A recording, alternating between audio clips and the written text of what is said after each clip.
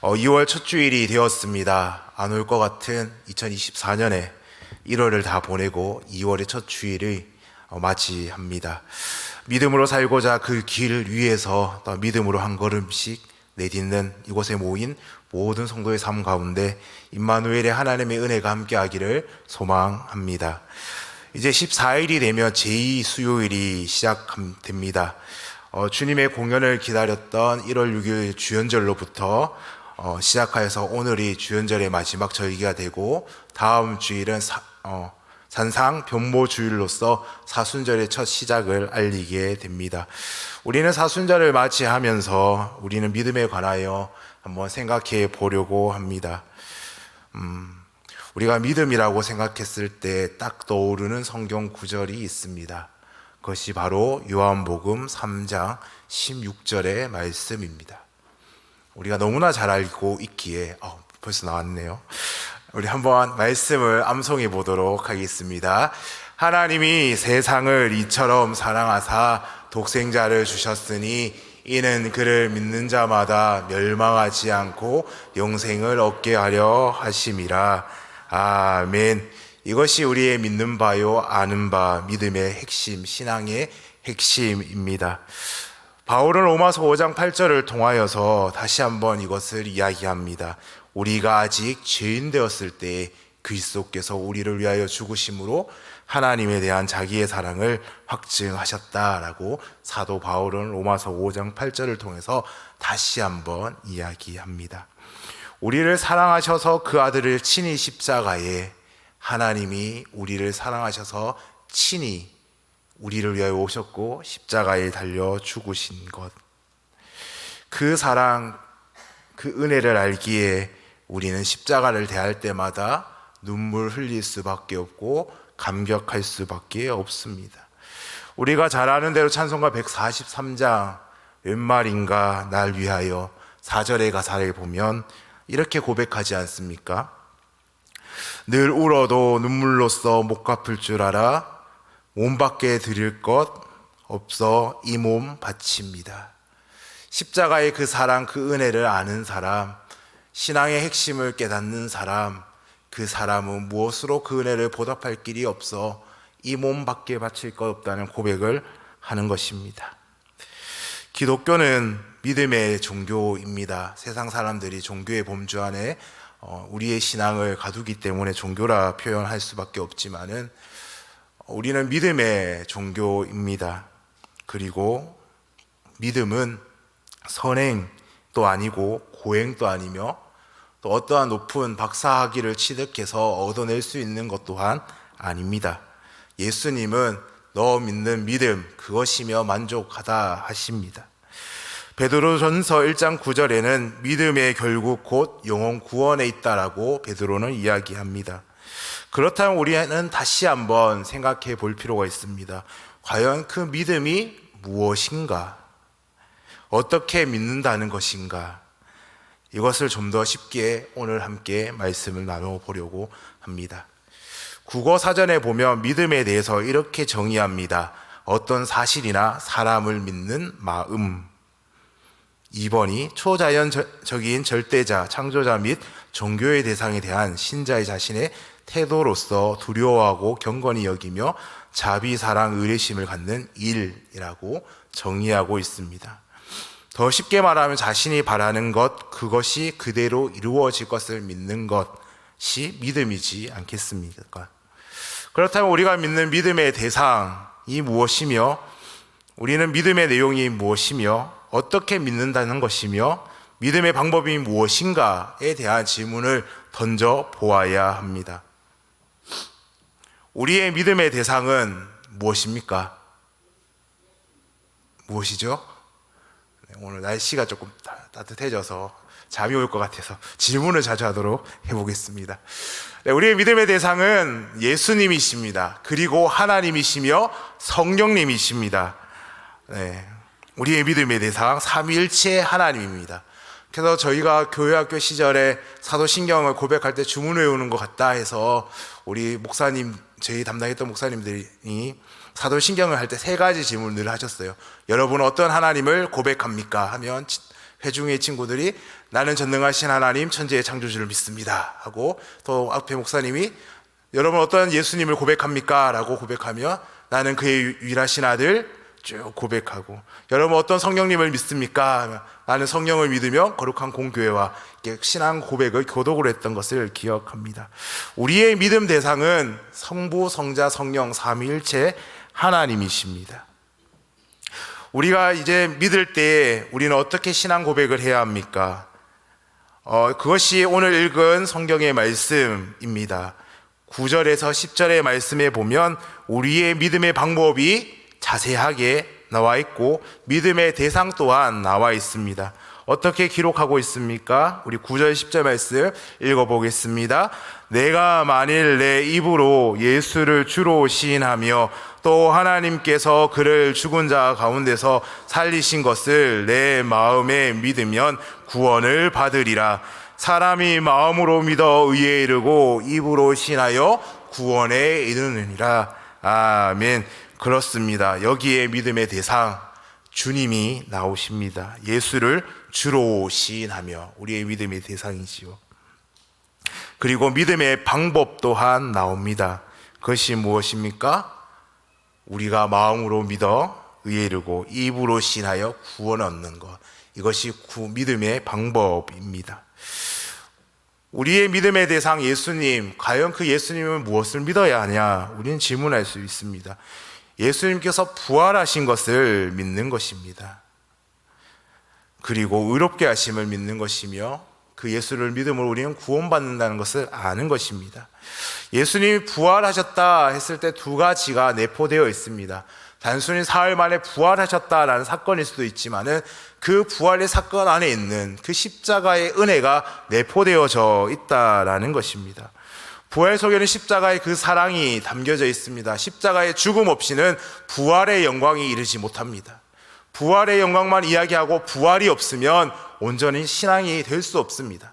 예수님의 부활 사건 안에는 우리를 위하여 모든 것을 내어주신 그 십자가의 그 사랑이 동등되게 들어져 있습니다. 그러니까 이것이 우리의 온전한 신앙이며 고백이다라는 것입니다. 예수의 죽으심만을 기억하는 것이 아니라 예수의 부활하심을 함께 고백하는 그것이죠. 더 중요한 것은 창조주이신 하나님의 아들 예수 그리스도께서 우리를 위하여 죽으셨고 우리를 위하여 부활하셨으며 다시 오실 것을 믿는 것입니다. 창조주이신 그 하나님의 아들 예수 그리스도, 그의 부활과 다시 오심, 이것을 믿는 것이 기독교다라고 우리는 정의할 수 있습니다. 세상의 일반 사람들이 얘기할 때 기독교란 무엇인가라는 질문을 합니다. 그럼 우리는 자랑스럽게 대답할 수 있어야 됩니다. 여러분, 기독교가 무엇입니까? 무엇이죠? 우리가 교회를 오래 다니면 다닐수록 명확하고 확실한 대답이 있어야 되는데 그것은 우리의 믿음의 대상입니다. 예수 그리스도, 우리의 영원한 구원자이신 예수 그리스도, 그분은 누구십니까? 창조주 하나님의 아들이십니다. 우리를 지으신 그 하나님의 아들 예수 그리스도께서 우리의 구주가 되신다는 것입니다.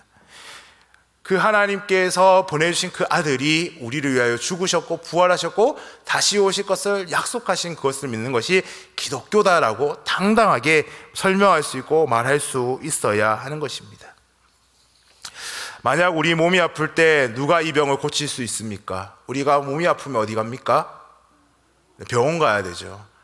병원 가야 돼요. 의사라는 고유 직분에 그 일을 할 수 있는 그분에게 가서 치료를 받아야 되는 거예요. 우리 기도도 하고 해야 되지만은 하나님께서 의사를 세우신 목적이 치료하라고 세우신 목적이지 않겠습니까? 그렇기 때문에 우리 몸이 아프면 병원 가서 치료를 받아야 되는 거예요. 하나님이 세상을 만들었습니다.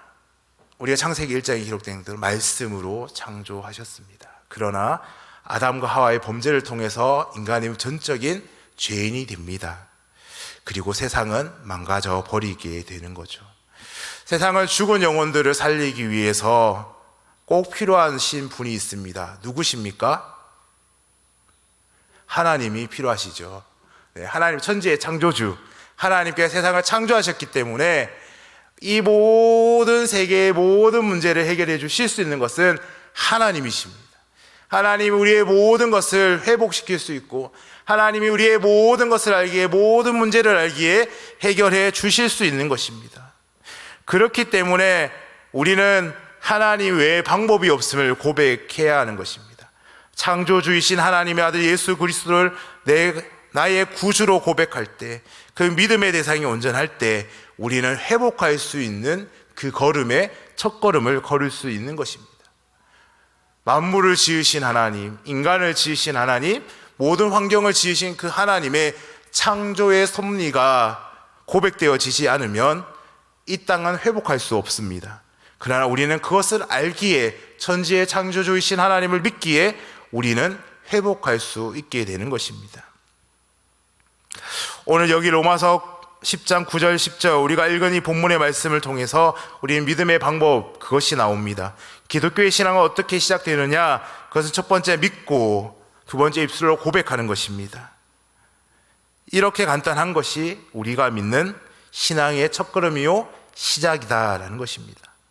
우리가 잘 아는 대로 십자가를 달리실 때 예수님의 양쪽 끝에 두 강도가 있었습니다. 그러나 한 강도의 신앙의 고백을 우리는 기억해 볼 수 있습니다. 십자가에 죽어가던 한 강도는 예수님이 지금 이곳에서 돌아가실 분이 아닌 것을 명확하게 압니다. 그리고 그 예수님께 이렇게 고백하죠. 예수여, 당신의 나라 임하실 때 내가 나를 기억하소서라는 이 한마디를 합니다. 이것이 굉장히 중요한 고백입니다. 한편 강도가 예수님을 보고 부탁하는 것은 예수님이 구원자라는 것을 알기 때문에 할 수 있는 고백입니다.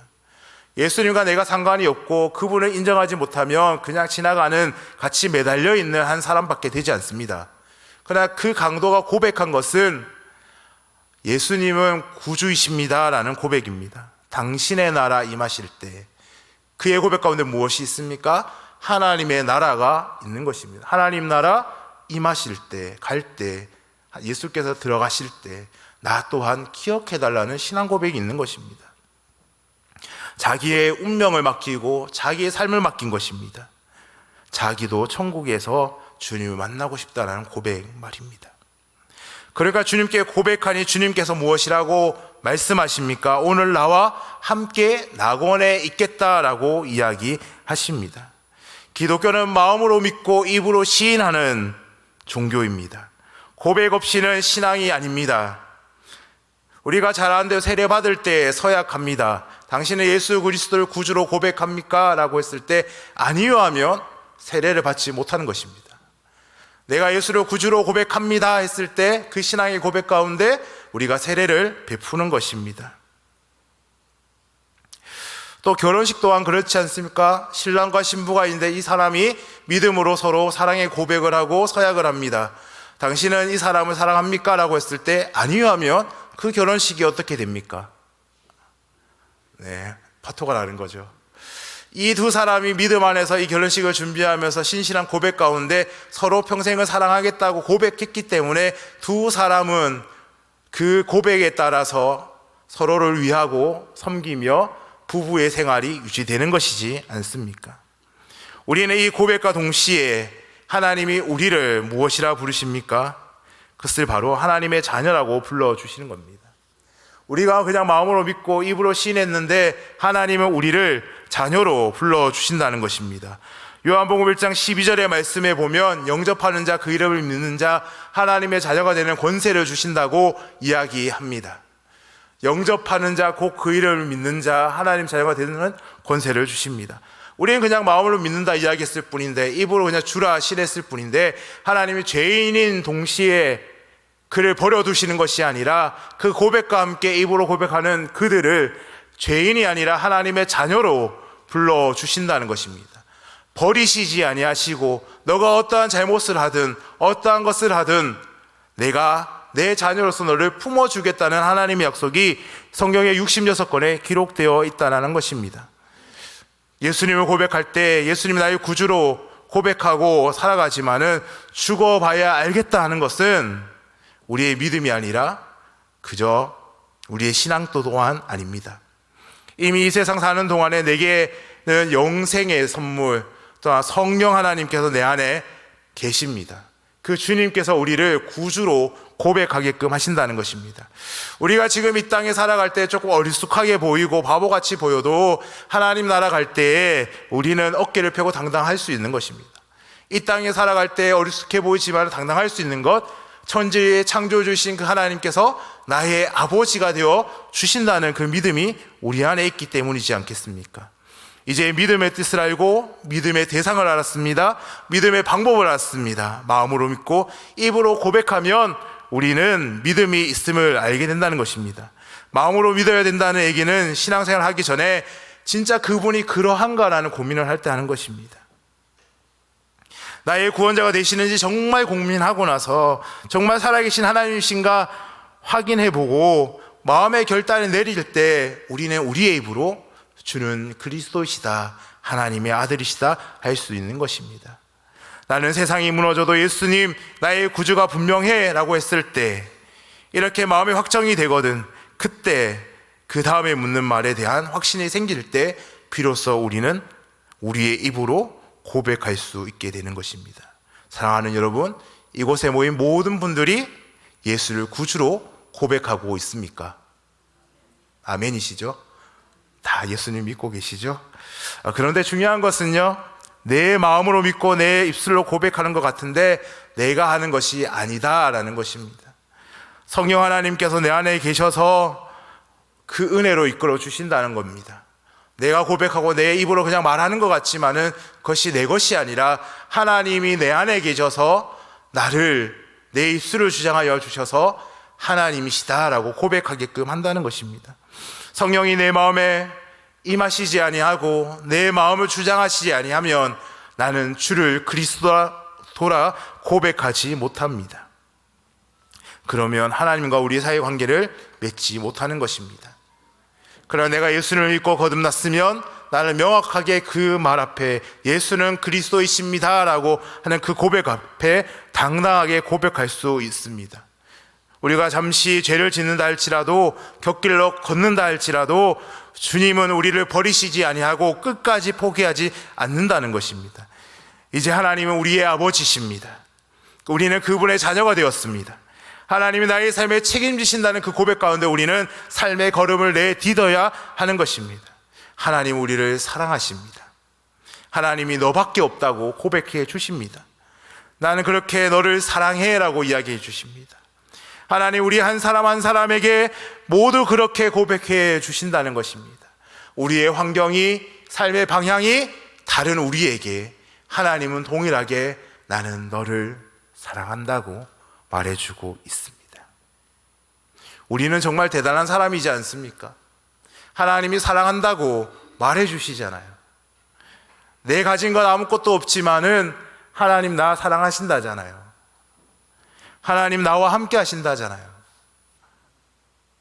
하나님의 사랑을 받는 우리는 우리의 인생이 세상이 아니라 하나님을 향해 있어야 하는 것입니다. 마음으로 믿는다는 것, 입으로 시인한다는 것, 그것은 나의 방향이 바뀌었다라는 것을 의미합니다. 성경에 있는 믿음의 내용을 더 우리에게 정말 중요한 요점을 뽑아 이야기합니다. 어떻게 이야기합니까? 그것은 바로 예수님을 영접하면 하나님이 우리의 아버지가 되신다는 것을 이야기하십니다.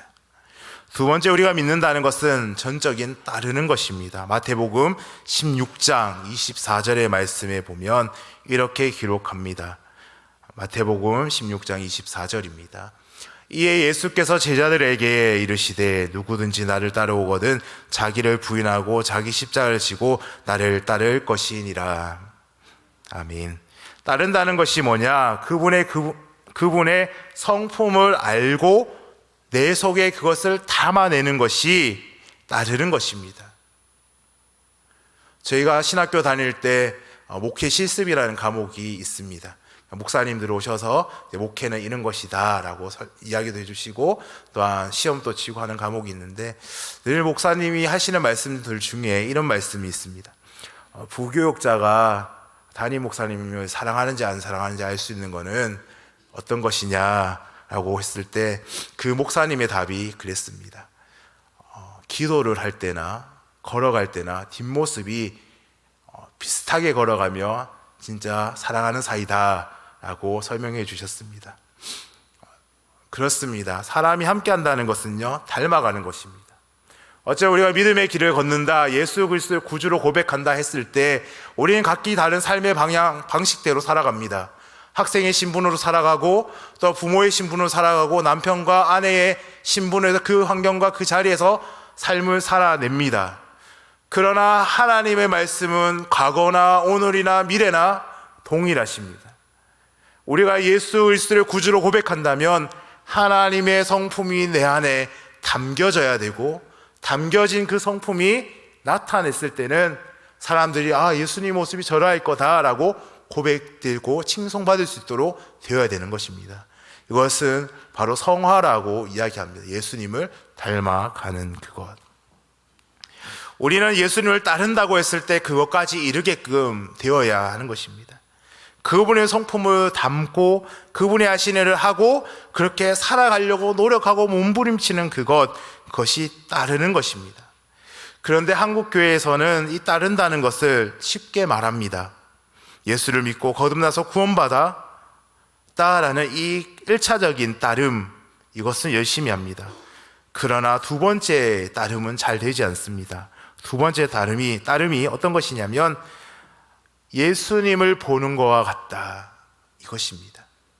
우리가 걷는 그 길 위에서 세상 사람들이 우리를 볼 때 예수님이라면 저 사람과 같지 않을까. 어쩌면 이 대봉교회를 향하여 세상 사람들이 보았을 때 예수님을 믿는 성도의 무리들이, 거룩한 공동체가 저와 같지 않을까 세상 사람들이 질문할 수 있어야 된다는 것입니다. 그러나 한국교회는 이것이 잘 이루어지지 않았다고 저는 생각되어집니다. 여의도 광장에 1980년도에 부흥의 역사가 일어났다고 이야기합니다. 100여 년 전에 장대현 교회에 부흥의 역사가 일어났다고 합니다.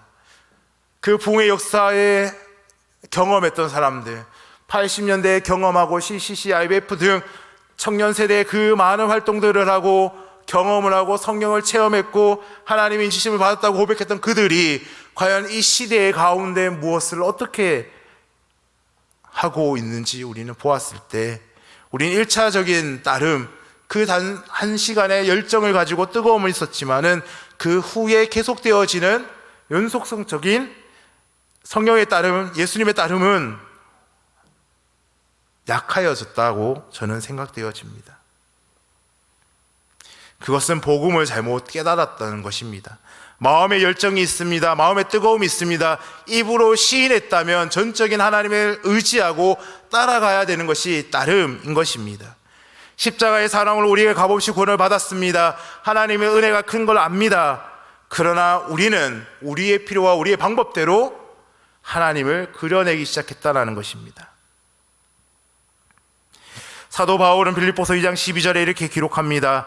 지금 나 없을 때에도 항상 복종하여 두렵고 떨리는 으로 너희 구원을 이루라라고 이야기합니다. 구원을 이룬다는 말은 성화를 이루는 것인데, 예수를 믿는다는 얘기는 구원에 이르는 예수님을 닮아가서 온전히 그 하나님 뜻을 나타내는 것입니다. 우리는 그것에 마음을 다하고 뜻을 다하고 힘을 다해야 되는 것입니다. 하나님의 자원, 하나님 능력이 우리 안에 살아 역사하셔야 됩니다. 하나님의 성품을 받고 예수님을 가졌던 우리는 그 가졌다는 것을 끝나는 것이 아니라 하나님의 일을 사모하면서 우리는 스스로 더욱더 더 큰 훈련을 해야 되는 것입니다. 예수를 믿는다는 것은 예수를 따르는 것입니다. 그의 삶을 본받고 그의 성품을 본받고 그분께서 행하신 일들을 이루어내는 것입니다. 베드로는 고백했지 않습니까? 주는 그리스도시요 살아계신 하나님의 아들이라고. 그는 어떻게 됩니까? 그 말을 하고 얼마 되지 않아 예수를 모른다고 3번이나 부인했던 베드로가 됩니다. 3년 동안 예수님의 기적과 이적과 표적을 경험했던 사람입니다. 그러나 그는 예수님이 고난당하고 어려운 자리에 가시자 예수를 모른다 말했던 사람이 되고 말았습니다. 그러나 그에게 성령이 임하시자 그는 변화되었습니다. 죽음조차도 두려움 없고 겁내지 않는 사람이 되었습니다. 우리는 성령에 붙잡힌 바 된 사람입니까? 그렇다면 현재에 닥쳐오는 고난을 두려워하지 아니하고 하나님이 주신 그 사명을 위해 살아내야 된다는 것입니다. 그렇게 했을 때 우리는 더욱더 더 큰 훈련들이 우리 가운데 이루어져야 하는 것입니다. 요즘 건강을 위해 많은 운동을 합니다. 저희 교육자실도 조금씩의 운동을 지금 하고 있습니다.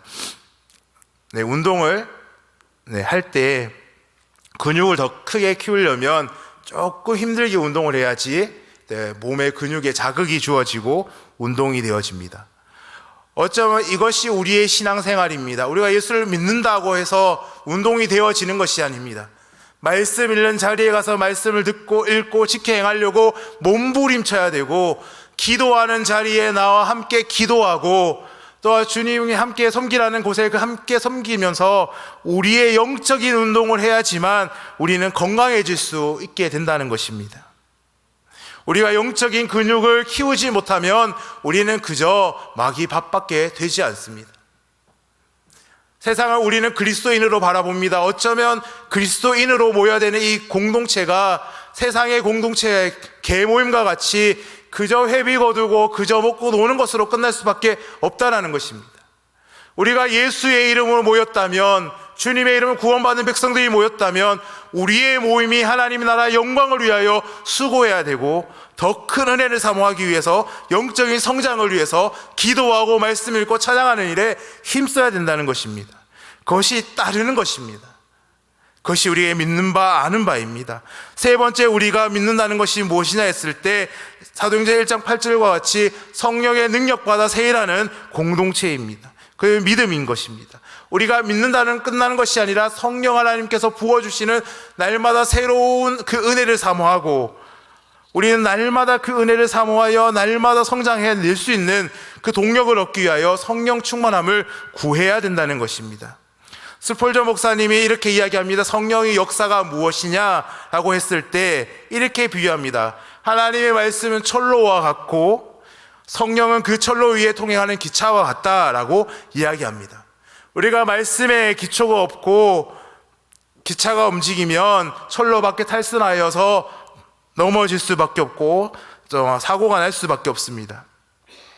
그렇기 때문에 말씀 위에 우리의 믿음이, 하나님이 일하시는 그 일들이 굳건히 서 있어야 된다는 것입니다. 어쩌면 이것이지 않겠습니까? 우리 마음에 두 개가 있다고 합니다. 한 개는 흰색 개고 한 개는 검은색 개입니다. 흰색 개에게 좋은 것을 먹이면 누가 건강한 개가 됩니까? 검은색 개가 건강해집니까? 흰색 개가 건강해지죠. 검은색 개가 잘 먹이면 흰색 개가 어떻게 됩니까? 약해집니다. 그렇습니다. 우리 마음에, 우리 속사람에 성령의 충만함을 받아 하나님의 사람, 하나님의 일을 하려고 계속 노력하다 보면 내 속에 있는 하나님의 생명이 더욱더 잘 자라나서 성령의 사람으로 온전하여질 거고, 세상의 물결에 물들어서 세상의 것을 더 추구하고 세상 것을 가지고 세상 것을 하려고 하면 하나님의 일하시면 사라지고 세상의 일들이 내 안에 더 커질 수밖에 없다라는 것입니다. 성도의 믿는 것은 세상의 일을 더욱더 잘하려고 하는 것이 아니라 하나님이 기뻐하시는 그 일을 위해서 우리가 수고하는 것입니다. 우리가 물질 들여 봉사하는 것도, 시간을 내어 섬기는 것도, 우리가 성경을 읽는 것도, 말씀을 읽는 것도, 묵상하는 것도, 지켜 행하는 것도 내 기쁨, 나의 자랑을 위해서 10독을 했다, 20독 했다는 것이 아니라 나의 신앙 성장을 통하여 하나님이 더 큰 일을 내게 주시기 때문에 그 사모함으로 하는 것이지 않겠습니까? 저는 이런 경험들이 있습니다. 하나님 앞에 수고를 하면 헛된 것이 없다라는 믿음입니다. 하나님은 그걸 통해서 영광 받으신다고 믿어 의심치 않습니다. 그래서 늘 교회 안에 사는 것이 저는 복이다라고 생각되어집니다. 저 또한 나름 얼마나 많은 연단과 시련 가운데 성장했겠습니까? 저는 나이라는 것에 대해서 늘 시험이 들었던 사람입니다. 나이 어립니다, 저 생각보다.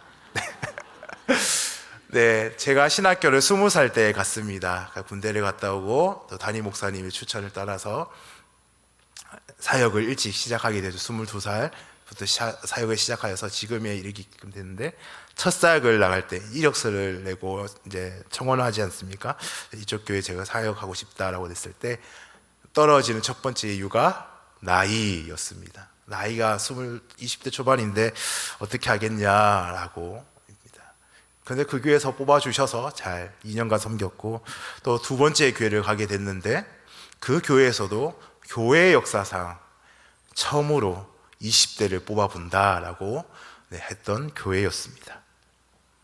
그리고 이제 신대원을 졸업하고 목사고시를 치고 제가 27에 목사고시를 쳤는데 나이가 안 돼서 목사 안수를 못 받습니다. 동기들은 다 나이가 되어서 안수를 받는데 저는 이제 만 30이라는 그 나이를 넘기지 못해서 다 공부를 하고 나서도 시험을 다 치고 나서도 나이가 안 돼서 3년, 4년 기다렸습니다. 잘못했으면 제가 연한이 차서 이제 안수를 못 받을 뻔했었는데 하나님의 은혜로 안수는 받게 되었고 나이 때문에 고비를 넘겼습니다.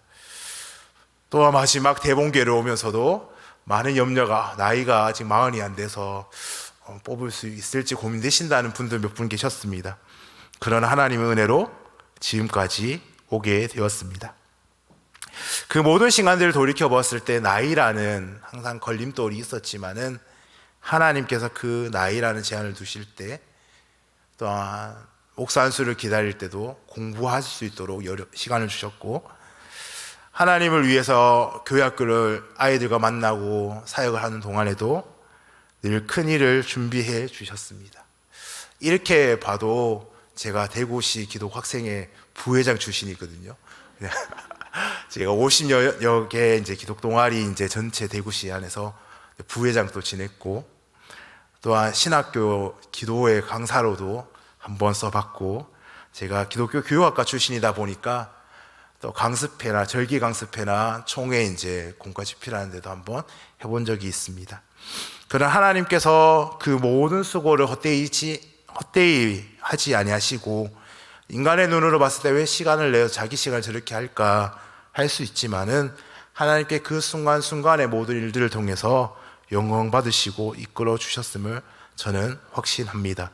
그렇기 때문에 지금 이 자리에 설 수 있었다라고 생각합니다.